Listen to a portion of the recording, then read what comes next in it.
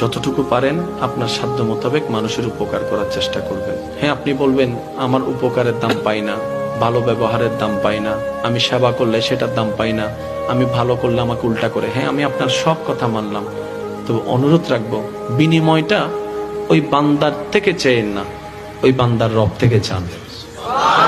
বান্দা দিলে আর কদ্দুর দিবে, কিন্তু ওর রব যখন দেওয়া শুরু করবে আপনি রাখার জায়গা।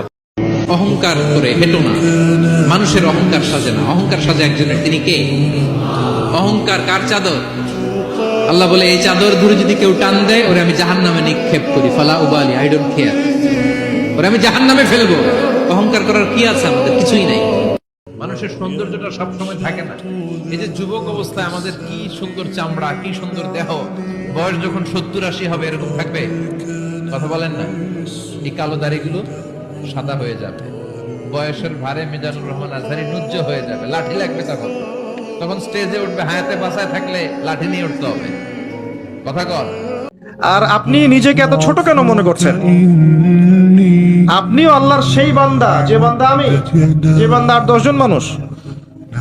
আল্লাহ পাক আপনাকেও ভালোবাসেন, আল্লাহ পাক অবশ্যই আপনাকে ভালোবাসেন। জীবনের দীর্ঘ সময় পর্যন্ত আপনি আল্লাহকে ডাকেন নাই, আল্লাহ আপনাকে ফেলে দেয় নাই। আল্লাহ আপনাকে খাওয়ান, এখনো পড়ান, বাঁচিয়ে রেখেছেন, আল্লাহ নিয়ামত দিয়েছেন। আল্লাহ আপনাকে ভালো না বাসলে এমনি করেন? দোয়া করতে করতে যদি দেখেন চোখ দিয়ে পানি ঝরছে, বুঝবেন দোয়া কবুল হয়ে গেছে ইনশাআল্লাহ। এটা দোয়া কবুলের আলামত।